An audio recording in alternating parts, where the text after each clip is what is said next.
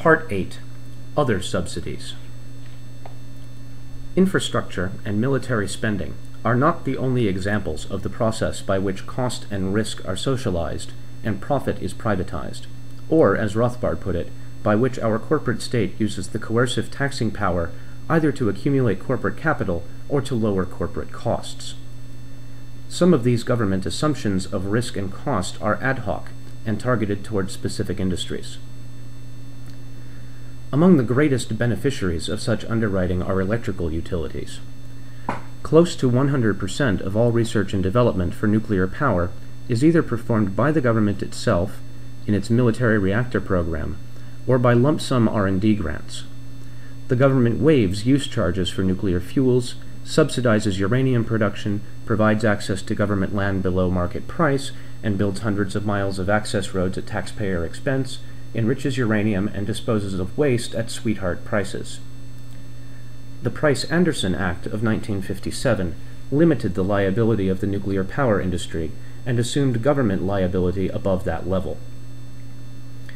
A Westinghouse official admitted in 1953, quote, "If you were to inquire whether Westinghouse might consider putting up its own money, we would have to say no.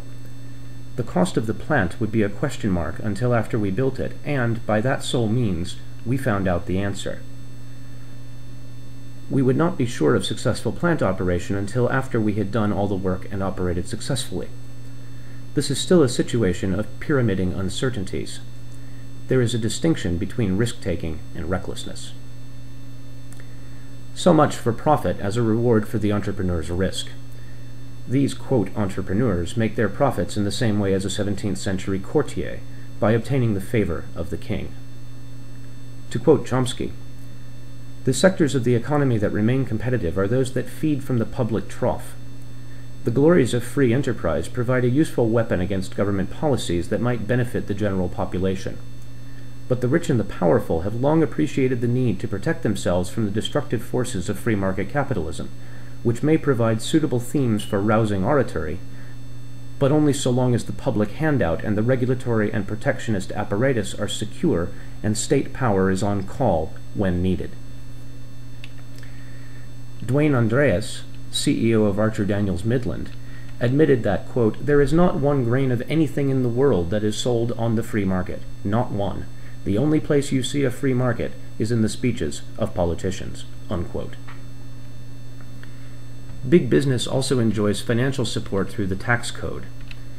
It is likely that most of the Fortune 500 would go bankrupt without corporate welfare.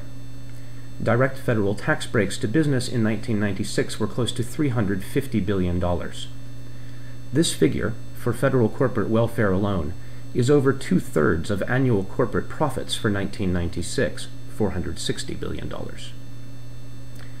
Estimates of state and local tax breaks is fairly impressionistic, since they vary not only with each critic's subjective definition of corporate welfare, but involve the tax codes of 50 states and the public records of thousands of municipalities.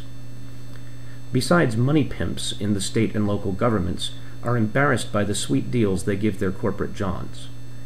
In my own state of Arkansas, the incorruptible Baptist preacher who serves as governor opposed a bill to require quarterly public reports from the Department of Economic Development on its special tax breaks to businesses. Quote, "Keeping incentive records from public scrutiny is important in attracting business, and releasing proprietary information could have a chilling effect. But state and local corporate welfare could easily amount to a figure comparable to the federal. Taken as a whole, direct tax breaks to businesses at all levels of government are probably on the same order of magnitude as corporate profits. And this understates the effect of corporate welfare, since it disproportionately goes to a handful of giant firms in each industry. For example, accelerated depreciation favors expansion by existing firms. New firms find it of little benefit, since they are likely to lose money their first few years. An established firm, however, can run a loss in a new venture and charge the accelerated depreciation against its profits on old facilities. The most outrageous of these tax expenditures is the subsidy to the actual financial transactions by which capital is concentrated. The interest deduction on corporate debt, most of which was run up on leveraged buyouts and acquisitions, costs the Treasury over $200 billion a year. Without the deduction, the wave of mergers in the 1980s or the mega mergers of the 1990s could never have taken place. On top of everything else, this acts as a massive direct subsidy to banking, increasing the power of finance capital in the corporate economy to a level greater than it has been since the age of Morgan. A closely related subsidy is the exemption from capital gains of securities transactions involved in corporate mergers, i.e. stock swaps, even though premiums are usually paid well over the market value of the stock.